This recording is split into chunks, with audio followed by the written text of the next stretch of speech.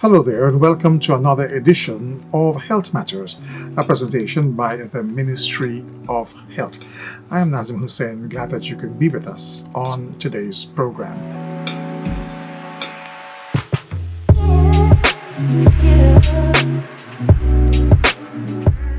July 28 is World Hepatitis Day, and in this program we will be talking about hepatitis. I've got Dr. Keisha Chin. She is the STI coordinator at the National AIDS Program Secretariat of the Ministry of Health.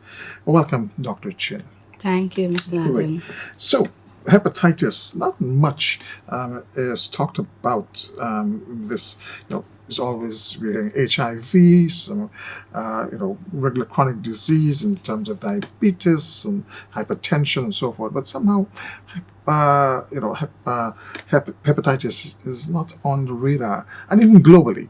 Tell us, what is hepatitis? Okay, so hepatitis refers to a disease that is characterized by inflammation of the liver, or simply put, the liver tissue that is responding to some sort of injury or to infection.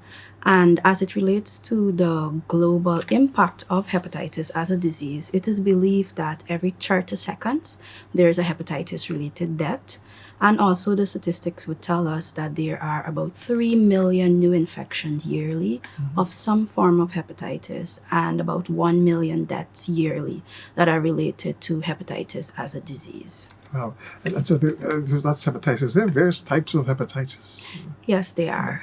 There is autoimmune hepatitis, which simply put is when the body, for reasons unknown, start to reject the liver.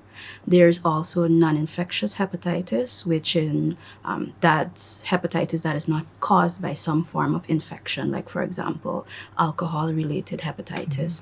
And then the form of hepatitis, or the type of hepatitis that is of most concern to us, would be the viral hepatitis.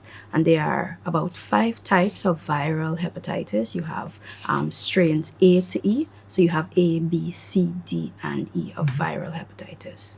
And so that's going through the alphabet of hepatitis. Tell us a bit about that, the A, B, C, and D. Okay, so as I said before, viral hepatitis would be the form of hepatitis that is caused by an infection, more so a viral type of infection or a viral agent that causes that form of hepatitis. Of major concern for us at the National AIDS Program Secretariat would be types B and type C, because those 2 forms of viral hepatitis would be the most common forms of viral hepatitis that you can find. And they, as I said, it's most common, and they account for about 70 to 80% of all hepatitis related deaths that you do see in the world.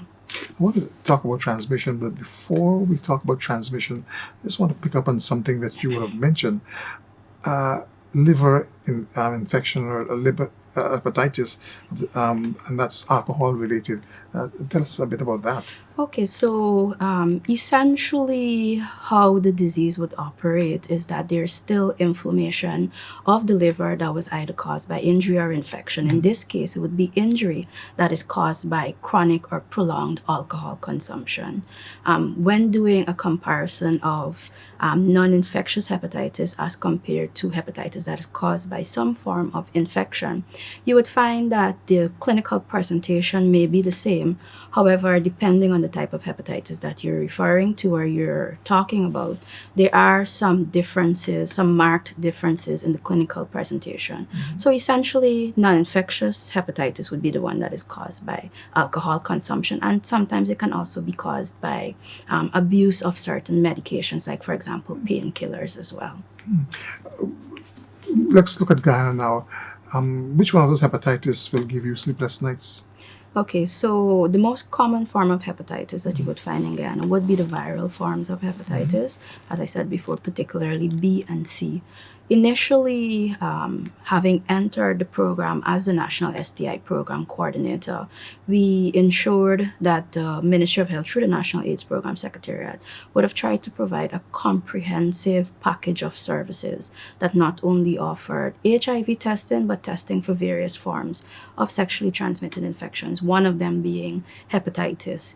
Initially, we were offering screening, rapid or on the spot, I should say, for persons to easily understand, rapid or on the spot testing for hepatitis B. And as of last year, we would have also made it quite possible through the Ministry of Health to have testing, confirmation or confirmatory testing for hepatitis C. So both of them, in my opinion, holds the same amount of weight, although their modes of transmission may be slightly different. The clinical presentation and the impact that they have, not only nationally but globally, in my opinion, it's almost the same. All right. When we come back after the break, we'll talk about modes of transmission for those hepatitis that can be found and prevalent here in Guyana. Stay with us. Don't go away. We'll be right back. This is Health Matters.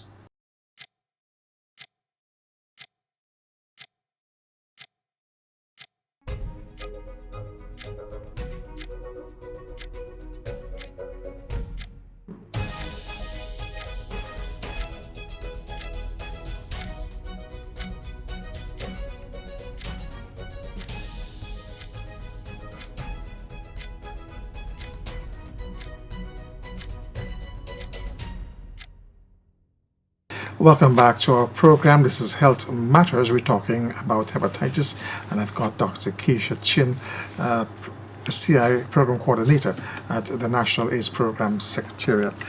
Modes of transmission, we were talking about that at the break. How can someone get hepatitis? Okay, so for the viral form of hepatitis, depending on the strain of hepatitis, that would more so speak to the different modes of transmission. So as I said before, there are 5 different strains of viral hepatitis. For type A, hepatitis A, commonly referred to as, its main mode of transmission would be through the consumption of contaminated food or water. For type B, its main mode of transmission would be through sexual contact, but it can also be parenteral, meaning a person that is exposed to contaminated blood.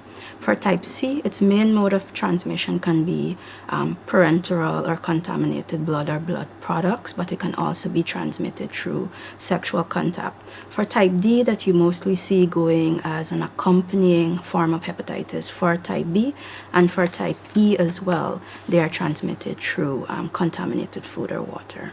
Interesting there. Who would be most at risk in contracting hepatitis based upon all you would have said in the various types? So as a concern for us, the viral forms of hepatitis that we tend to pay most attention to, and that is because of its national and, as I said before, global burden, would be type B and type C. Type B, that is mostly transmitted through sexual contact, and type C, that can be transmitted through sexual contact, but through other forms of coming into contact with contaminated blood as well. In terms of the persons that are most at risk for those forms of viral hepatitis would be, for example, persons who have risky sexual behaviors, persons who have or share inject needles, like the persons who utilize injectable drugs as well. We would also want to ensure that screening for type B and type C is also available for our pregnant mothers, because as part of, or as one rather, of our strategic plans is for the elimination of particular sexually transmitted infections from our pregnant mothers and newborn babies, like syphilis and hepatitis as well. How do doctors go about diagnosing signs and symptoms and knowing if a person have hepatitis and exactly which one of the hepatitis? Okay, so for the viral form of hepatitis, you would find that more or less the clinical presentations can tend to be the same. Some of the most common symptoms that you can find for those persons, they may have an unexplained or unspecific fever. Those clients or patients rather may also have gastrointestinal disturbances or gastrointestinal symptoms. So they may suffer from prolonged nausea that may eventually lead to vomiting. They can have abdominal cramping or full-blown abdominal pain with abdominal distension. And I think one of the symptoms or signs that would stand out the most would be jaundice of the skin, where persons can have yellowing of the skin and yellowing of their mucous membranes, mostly to the eyes. In Guyana here, we do testing. Correct, we have testing. And how is this done? I mean, people hear is testing. A lot of people know what an HIV test can be done. How is the hepatitis testing is done? So for viral hepatitis form B and C, we have rapid test kits that are available. And what I would want to highlight as a national program, as I said before, we try to make the package of services that we make available to not only the general population, but to key populations and our vulnerable groups, a comprehensive package of service that includes testing for STIs that are most common in Guyana. So we have rapid testing for hepatitis B, and our counselor testers who are at our voluntary counseling testing HIV sites are trained to utilize those rapid kits for hepatitis B. And as of July last year, to commemorate our last year's hepatitis World Hepatitis Week awareness, we would have also made available in the public health system test kits for hepatitis C as well. So you can get tested for both, be more so at the voluntary counseling testing sites. And we encourage persons to also get screened for hepatitis C because those test kits are available through our various laboratory services. So a person who, and I want to bring in a bit of the HIV, so a person who would have put themselves at risk of contracting HIV could have also put themselves at risk in contracting hepatitis. Correct. And so both has to be done at the same time. Correct. When you go to a voluntary counseling testing site, as I said before, the counselor testers are trained to utilize the single sample that you would have given them to screen for various forms of sexually transmitted infections. So you can have this comprehensive package being offered to you. So you get screened for HIV, as you mentioned, and the same sample is utilized to screen for hepatitis B as well. And it's the same rapid test. You can get your results within 10 to 15 minutes. So I'm tested positive for hepatitis. What next? Okay, so depending on the strain of hepatitis, the treatment options that we have available in Guyana are a bit varied. So for the most common forms that we're choosing to highlight today, which would be B and C, there is hepatitis B vaccine that is available in Guyana, which is for prevention, not for treatment. So the persons that can access hepatitis B vaccine, we give it as part of our maternal and child health immunization program. So it's available to children under the ages of 5. Persons who inject drugs can access the Hep B vaccine. Also, the hepatitis negative partner of a client who was confirmed to have hepatitis B. And we also give to persons who, based on their sexual habits or lifestyle, we would determine that they're most at risk for contracting hepatitis B. For hepatitis C, there isn't a vaccine, however, treatment is available. So quite recently, last year actually, we would have been able to make available to the general population treatment for the first time in Guyana for hepatitis C. And I am happy to highlight as well that we are one of the first countries, actually the first country in the Caribbean, to have our very own hepatitis C clinic. Persons that are screened and found to have hepatitis C infection can be enrolled in that clinic. They can be followed. Treatment option is available, and the treatment, the efficacy of the treatment is between 95 to 99% once used correctly. And I should have mentioned as well that there is treatment for hepatitis B. However, on that point, hepatitis B can be self-limiting, meaning that if you have the short-term or acute hepatitis B infection, the body is able to rid itself of that form of viral hepatitis.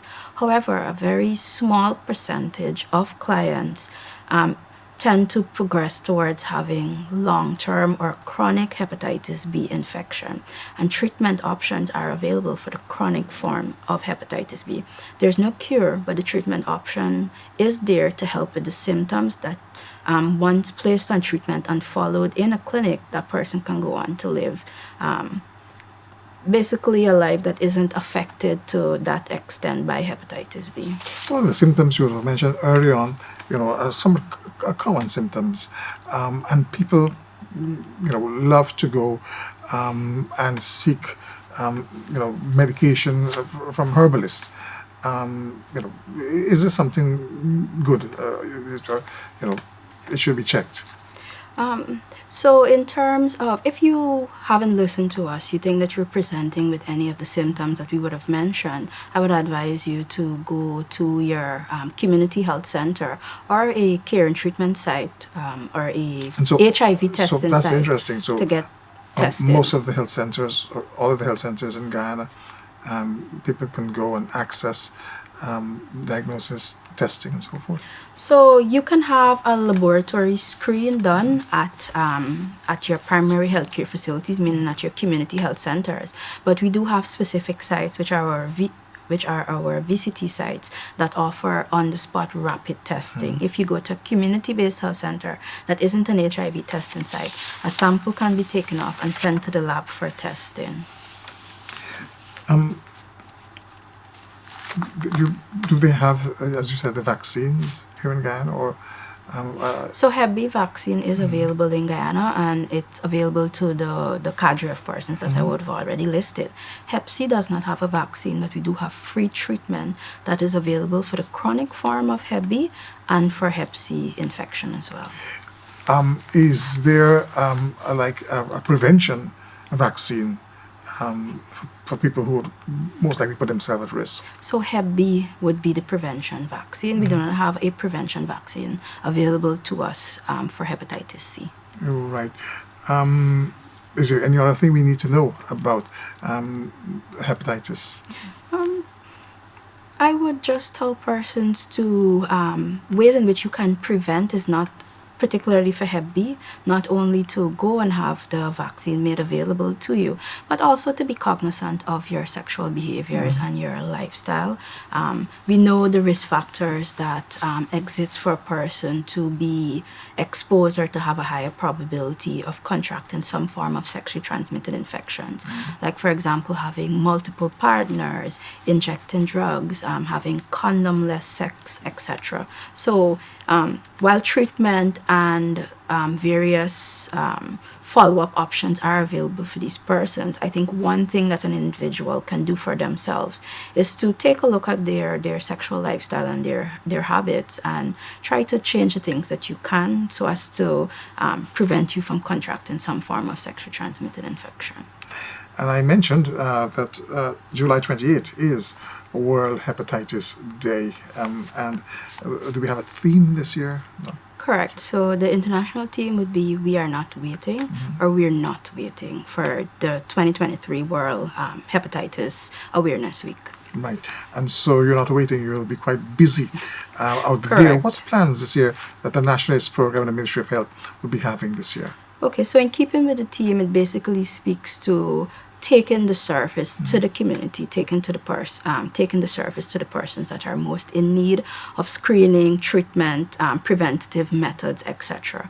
So one of the first things that we will be doing is targeting not only the general population, but key population and persons that come under the umbrella of being a vulnerable group or groups of persons. And we will be going into the community. We'll be offering testing and screening. So our VCT counselor testers will be out there. We have about 3 days of activities so far that we have planned, main days of activities. So on Friday the 20th, the National AIDS Program Secretariat will have a team offering free screening, free condoms, free lubricants, other preventative services like IEC materials, booklets, brochures, etc. at Demico House Car Park. So that will be starting from about 7:30 in the morning, and we should be there up to about 4 p.m. in the afternoon. That's on Friday the 20th. On Saturday, we'll be at 2 main locations. One will be the City Mall, starting from 8 o'clock in the morning. And then a little after lunch, a different team will be up at the Giftland Mall.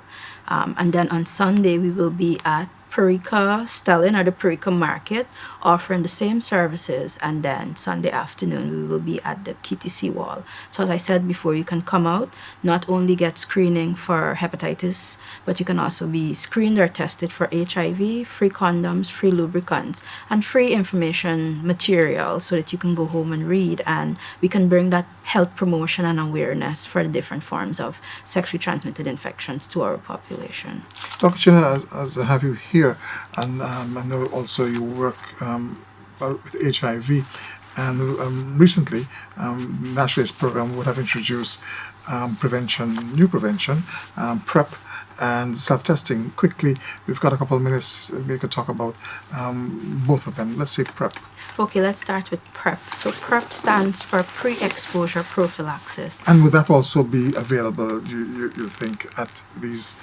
So we can have, or the idea is to have a form of PrEP available at our community outreaches, and for persons that may not be able And to find out more receive about it, right? on the spot treatment or on the spot dosage of PrEP, we will have our counselor testers and our peer educators direct them to centers that are either in the community or close to their workplaces, that they can access the service for free within the public health system. So, like I said, PrEP stands for pre-exposure prophylaxis, and it basically speaks about a medication that a person who is HIV negative and thinks that they are at substantial risk for contracting HIV can take this medication, and it prevents them from contracting HIV, and it has a 99% efficacy for the medication. So there are different ways, as I said before, that you can take PrEP. You can either have the one-a-day pill, and this is mostly for persons who are unable to anticipate their sexual encounter, or there is also the event-driven PrEP, which is for a specific group of persons who can anticipate their sexual encounter, and they only need to take the PrEP medication based on a one-time anticipated sexual exposure to possible HIV. And something for me which is quite groundbreaking. I never thought that we would have ever had that here in Guyana, self-testing for HIV. Correct. So that is one of the new initiatives that we have through the National AIDS Program Secretariat, where a person can visit one of our HIV testing sites, or they can visit the National AIDS Program Secretariat, or at their community. We're expanding the number of health facilities at the primary healthcare level that can offer free HIV testing as a kit. So it's referred to as the oral quick kit. And once the person receives their kit, they would receive some brief counseling, but that counseling aspect is very necessary. They're given their kit, and they can have oral swab done in the comfort of their own home at their own convenience, and they can receive their HIV result. But what I would want to mention with the result is that if you have utilizing the oral quick kit, if you have a negative test, that's a negative test. You don't need to do any follow-up test to confirm your negative result.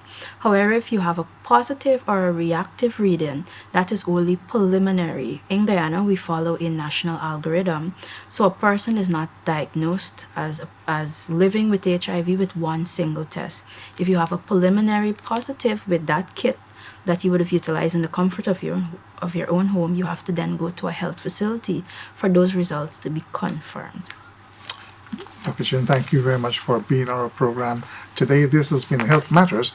We've been talking about hepatitis as we observe World Hepatitis Day on July 28. I'm Nazim Hussain, thanking you for being with us. Do join us again next time. Until that time, stay safe.